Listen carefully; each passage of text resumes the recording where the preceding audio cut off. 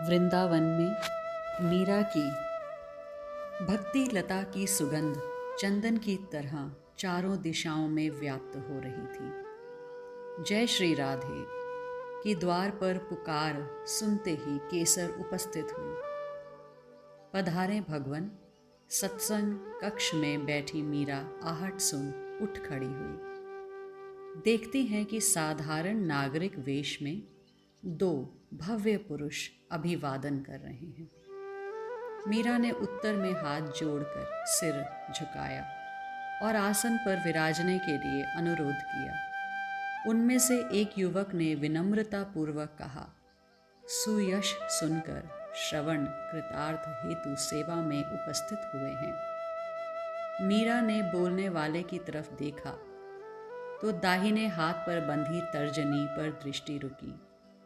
उस पर मिज़राब सितार वादन के लिए मुद्रा धारण का चिन्ह अंकित था। मीरा मन ही मन सोचने लगी, अवश्य कोई गुणी कलावंत है।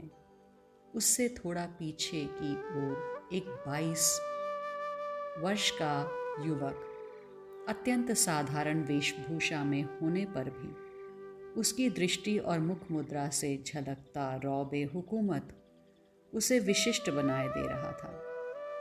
वह सेवक की तरह बनकर आया था, पर उसकी बैठक राजा की तरह थी। वह उत्सुकता पूर्वक मीरा की ओर देख रहा था।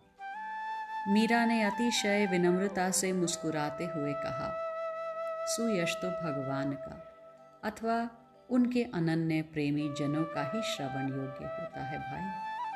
साधारण जनों का यश तो उन्हें पतन की ओर धकेल देता है। यश बहुत भारी चीज़ है। इसे झेलने की शक्ति हर किसी में नहीं होती। यश चाहता तो हर कोई है, पर पचाना हर एक के बस की बात नहीं। आगे बैठा व्यक्ति बोला, यह तो आपकी विनम्रता है, नहीं तो साधारण जन तो धन और यश की लिप्सा से ही उधर बहते चले जाते हैं, उसी में प्रवृत्त होते हैं। यह मैंने साधारण जन के लिए नहीं, शाह के लिए कहा है। मीरा ने अपनी बात को समझाते हुए कहा, राजकर्म सेवक का धर्म है। राजा होकर स्वयं को सेवक मानना, समान रूप से प्रजा का पोषण करना, अपनी कीर्ति सुनकर प्रमत्त ना होना, बल्कि राज्य को ईश्वर की धरोहर मानना, गुणी जनों का सम्मान करना, प्रजा धन धान्य से खुशहाल रहे, यही उसका सबसे बड़ा कर्तव्य है। अपने अवगुण बताने वाले हितैषियों पर क्रोध न करें, सदा न्याय को महत्व दें तथा समय समय पर प्रभु प्रेमियों के मुख से प्रभु का सुयश सुनते रहना और भोग धन पद के मद से निरपेक्ष रहना, यही उसका सबसे बड़ा कर्तव्य है। दोनों आगंतुक चकित से हाथ जोड़ सिर झुकाए सुन रहे थे। फिर आगे बैठे व्यक्ति ने विनम्रता से कहा, राजनीति का यह उपदेश हम अनअधिकारियों को भ्रांत कर देगा माता।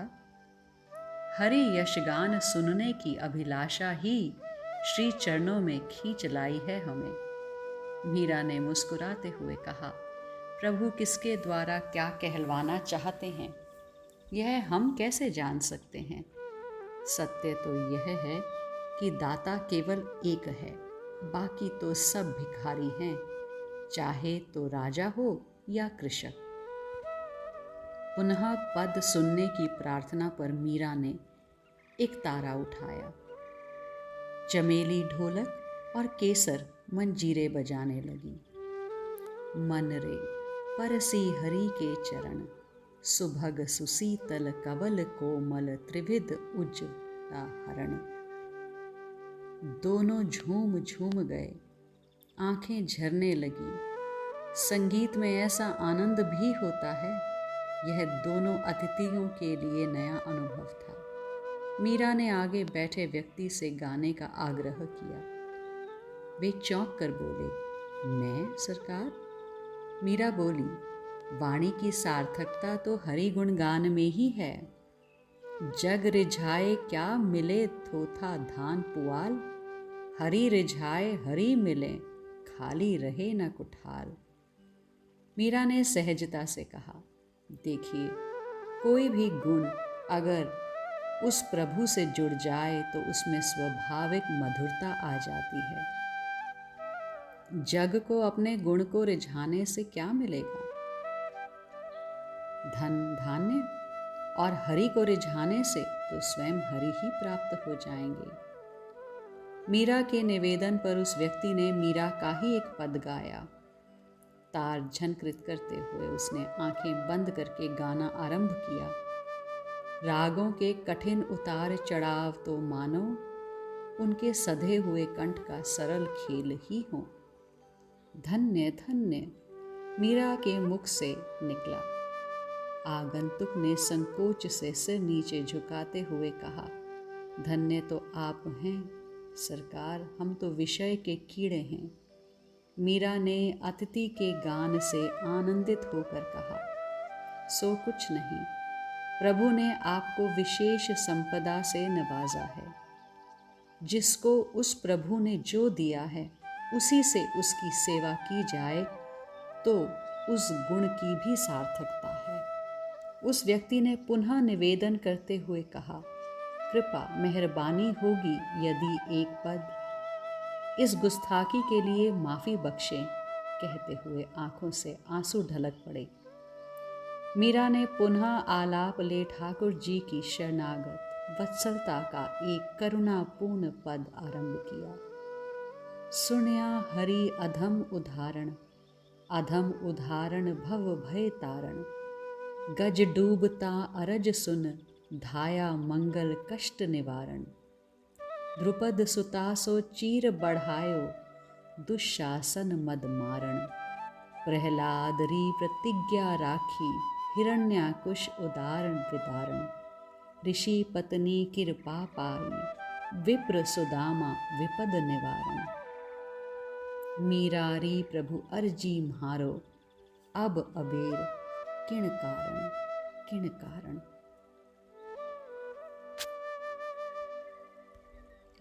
मीरा की संगीतमय भक्ति कीर्ति श्रवण कर ये दो नवयुवक छद्म वेश में उनके दर्शन हेतु पधारे हैं और मीरा का भक्त वत्सलता का पद सुन दोनों आत्मविभोर हो उठे हैं।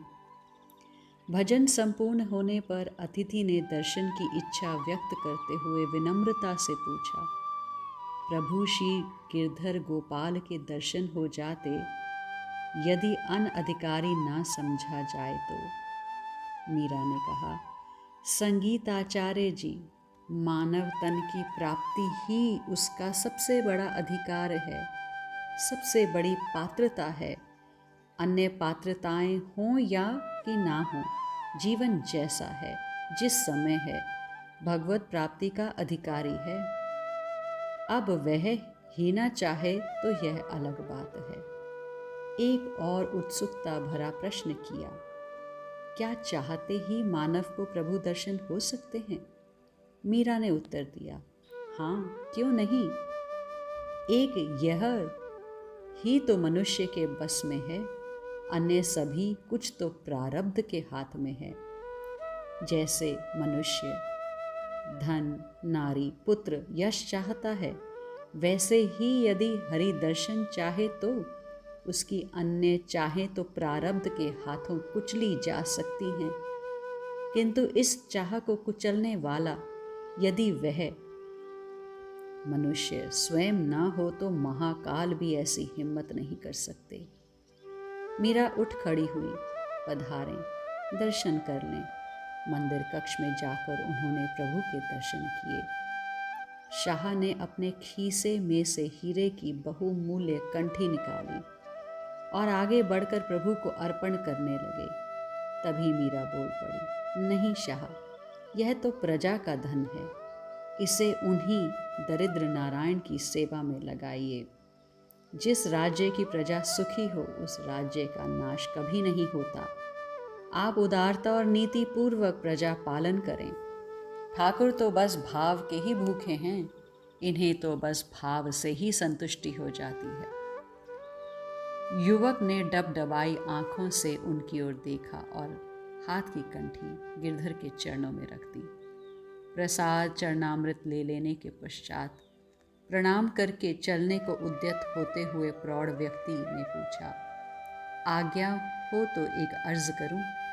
मीरा ने कहा, जी, निसंकोच।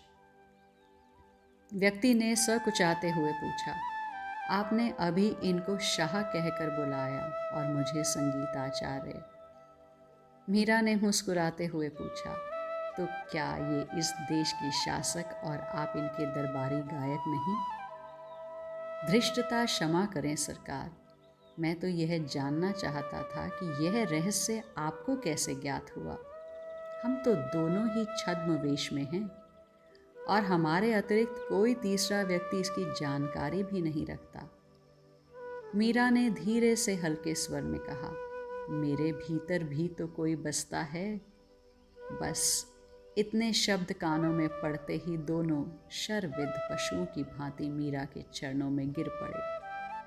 नवीन दुर्ग का निर्माण करने के विचार से बादशाह अकबर अपने दरबार के उमरावों के साथ स्थान का निरीक्षण करने हेतु आगरा आए।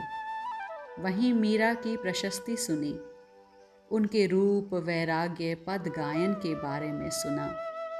चित्तौड़ जैसे प्रसिद्ध राजवंश की रानी होकर भी सब कुछ छोड़कर वृंदावन की वीथियों में मीरा एक तारा ले गाते हुए ईश्वरी को ढूंढती है। मंदिरों में जब वह पांव में घुंघरू बांधकर गाते हुए नृत्य करती है तो देखने और सुनने वाले सुध बुद्ध भूल जाते हैं। किसी किसी को मीरा के घुंघरुओं और एक तारे के साथ श्री कृष्ण की वंशी भी सुनाई देती है। कोई कहते हैं कि गाते समय मीरा संसार भूल जाती हैं, कोई कहते हैं कवित्री हैं और गाते समय पद अपने आप बनते चले जाते हैं। निरंतर अश्रुधारा प्रवाहित होती है, वे इस लोक की तो लगती ही नहीं। आदि आदि 22 वर्ष का युवक बादशाह मीरा के दर्शनार्थ आतुर हो उठा। बादशाह अकबर ने अपने हृदय की बात अपने दरबारी गायक तानसेन से कही। तानसेन ने कहा, अगर जनाब बादशाही तौर तरीके से उनके दर्शन के लिए तशरीफ़ ले जाएंगे तो वे कभी सामने नहीं आएंगी। माना कि वो पर्दा छोड़ चुकी हैं, मगर वे खुदा की दीवानी हैं। वह आपके रुतबे का ख्याल नहीं करेंगी। हो सकता है जहाँ पना वह आपको मिलने से इनकार कर दे, किंतु मैं उनके दर्शनों के लिए बेताब हूँ तानसेन। इतना ही नहीं, मैं उनका गाया पद भी सुनना चाहता हूँ। यह तो और भी मुश्किल कार्य है जहाँ पना, किंतु यदि आप मेरे साथ सादे हिंदू वेश में पैदल चलें तो मुमकिन है कि हुजूर की ख्वाहिश पूरी हो जाए। अकबर ने एक क्षण सोच तानसेन से पूछा, कोई खतरे का अंदेशा? नहीं आलीजा, खुदा के दीवाने ओलिया और फ़कीरों की ओर उठने वाले पाँवों के सामने आने का खतरा तो खतरे भी नहीं उठाते। हुजूर यहाँ से घोड़ों पर चला जाए और फिर वृंदावन में पैदल। मैं जैसे कहूँ करूँ, हुजूर को नकल करनी होगी। बादशाह हंसने लगे। मंजूर है मौसी की आलिया, जैसे तुम कहो। हम भी तो देखना चाहते हैं, कोई तुमसे बेहतर भी गा सकता है। और राज्य, जर, ज़मीन होते हुए भी उस बंदी ने फ़कीरी से क्या हासिल किया? पूछते पूछते वे पहुंच गए और जो कुछ देखा अकबर ने तो उसकी कल्पना भी नहीं की थी। अकबर तानसेन से लौटते समय कहने लगा, तानसेन, सब कुछ छोड़ देने के बाद भी वे हम तुमसे ज़्यादा खुश कैसे हैं? उनके दर्शन कर दिल दिमाग थम गए हैं। एक अजीब ठंडक, एक सुकून महसूस होता था वहाँ। आलीजा, खुदा के दीवानों की दुनिया ही और होती है। उनका पद गाना और खुदा के हुजूर में उनकी वह बंदगी। आह, वह मिठास दुनिया का कोई गाने वाला नहीं पा सकता। फिर अकबर थोड़ा रुक कर बोले, और आज तुमने जो वहाँ गाया तानसेन, वह तुमने पहले हमारे हुजूर में कभी क्यों नहीं गाया? तानसेन ऊपर देखते हुए बोले, वह तो सब उस मालिक का कमाल था हुजूर। गुलाम तो किसी काबिल नहीं, और उन्होंने भी फरमाया कि अगर हम मालिक की बख्शी कला को उसकी बंदगी में इस्तेमाल करें तो उसमें खुद ब खुद मिठास आ जाती है। और याद है जहाँ पना, जब उसने हमें बिना हमारा परिचय लिए ही पहचान लिया। हुजूर, खास बात तो यह है कि उन्होंने अपना खुदा से ताल्लुक़ रसूख जाहिर किया, भगवान से संबंध जारी किया। बेनज़ीर हैं तानसेन यह वतन और यहाँ के बाशिंदे, और जो हमें उन्होंने एक बादशाह के फ़र्ज़ भी बतलाए, हम उन पर अमल करें। हम कोशिश करेंगे कि अब आगरा का किला फ़कत किसी जदोजहद के लिए ही नहीं, इन फ़कीर ओलिया से गुफ्तगू के लिए भी ज़रूरी हो गया है। घोड़ों पर सवार दोनों अकबर और तानसेन अपने रास्ते पर चल तो दिए, किंतु मीरा के गाए भजन रस उनके कानों में अभी तक घुल रहा था। भावनो रो भूखो मारो सांवरो, भावना रो भूखो। सबरी रा बेर सुदामा रा चावल, भर भर मुठ्या ठूका। दुर्योधन रा मेवा त्याग्या, साग विदुर घर लुको। मीरा के प्रभु गिरधर नागर, औसर कभौ न चूको, औसर कभौ न चूको।